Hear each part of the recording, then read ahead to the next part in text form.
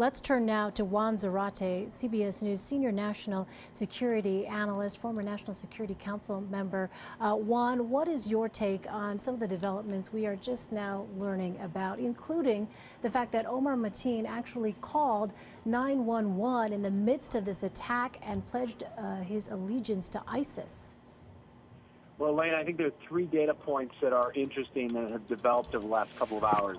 What you just mentioned there, of course, is critical. The fact that he has self-identified, claimed allegiance to ISIS, and obviously had that in mind as some form of the motivation for the attack. And so that obviously is important for investigators, gives us a sense that there's connection externally. The second is the fact that law enforcement had some touch point with him in the past. They were aware of him. To what degree and for what reasons we haven't yet learned, but no doubt there's going to be a lot of questions as to whether or not there was enough attention paid to him, and whether or not the suspicions around his contacts and activity and maybe even motivations here in the United States or tendencies toward violence were covered well enough or understood well enough. The third is now this latest breaking news that there may be ISIS claiming responsibility for the attack. U.S. authorities have not verified this yet. They're no doubt looking at whether or not they can confirm that this media source is credible and comes from ISIS. But as Jeff just described, that is an important indicator of at least external acknowledgement of this attack for purposes of ISIS's propaganda as well as its overarching program. The listeners and viewers should keep in mind that ISIS has for a long time tried not only to direct attacks, as we've seen in Brussels and Paris, but they've tried to inspire attacks, as we've seen in San Bernardino.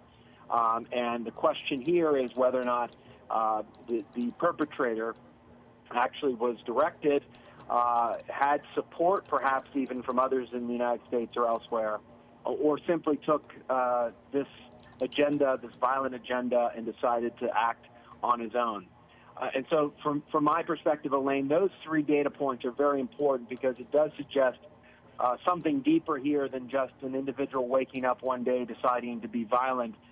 This is something that looks much more pre-planned, certainly with connectivity to an external ideology, and certainly something that has brought horror to the streets of Orlando and has brought terror yet again to the United States.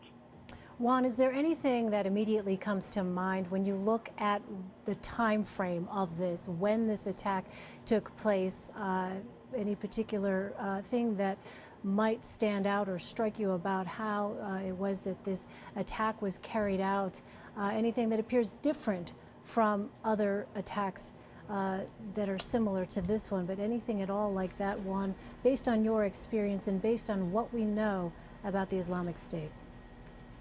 Well, some similarities, of course, Elaine, that we've seen over time, which is a desire for the Islamic State to either train or inspire individuals to attack as violently as possible where they live, not to necessarily try to travel to Iraq and Syria, but instead to attack fellow citizens where they are, and to do so against soft targets, not only against military recruitment sites, which we've seen in the past, or against official sites like the military or police officers, but actually places like cafes and theaters and a nightclub like we saw this evening. And so that is very similar to the trends we've been seeing with ISIS over time and what they've been trying to inspire. What is somewhat different and has been seen in a couple of other cases in the United States, in the Northwest in particular, are attacks against gays and homosexuals or key sites.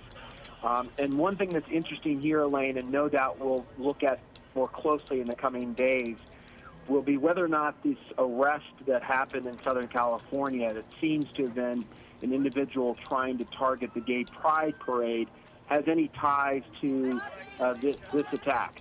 It's too soon to speculate, of course, but it is important, and I mentioned this earlier, to note that ISIS has an anti-Western, anti-U.S. agenda, and their ideology is an ideology that doesn't like the notion of pluralism, certainly respect for minority rights, or certainly respect for homosexual rights. This isn't a Democrat-Republican thing. This has to do with their ideology. This is a group and an ideology that throws homosexuals off of the tops of rooftops and assassinates and kills them.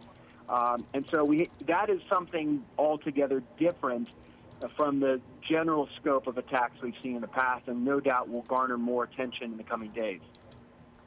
Given that, Juan, what do you think may be happening here with respect to other events? You mentioned the LA Gay Pride Parade. We heard from the mayor there, Eric Garcetti, saying that essentially they are continuing on, a very American thing, and they are continuing on with their event, but very mindful of what you mentioned, and that is there was an arrest that took place in Santa Monica. Officials there apprehended a person. We don't yet have specifics on that. We are waiting to find out more about that particular individual. But of course, all of this happening against the backdrop of what is now the deadliest mass shooting in American history. Anything at all, Juan, in terms of different kind of precautions that officials may now be taking? Well, Lane, you've seen this in recent weeks, certainly in Washington, D.C., with the Washington Metropolitan Police Department going out to bars and to entertainment establishments to not only make them more aware of the potential threat, but to talk to them about proper response and protocols. You and I have spoken about this before, where the authorities, certainly here in the Northeast, have tried to be more vigilant about outreach to the proprietors of soft targets, bars, cafes, theaters, to make sure that they understand some of these threats that are emerging.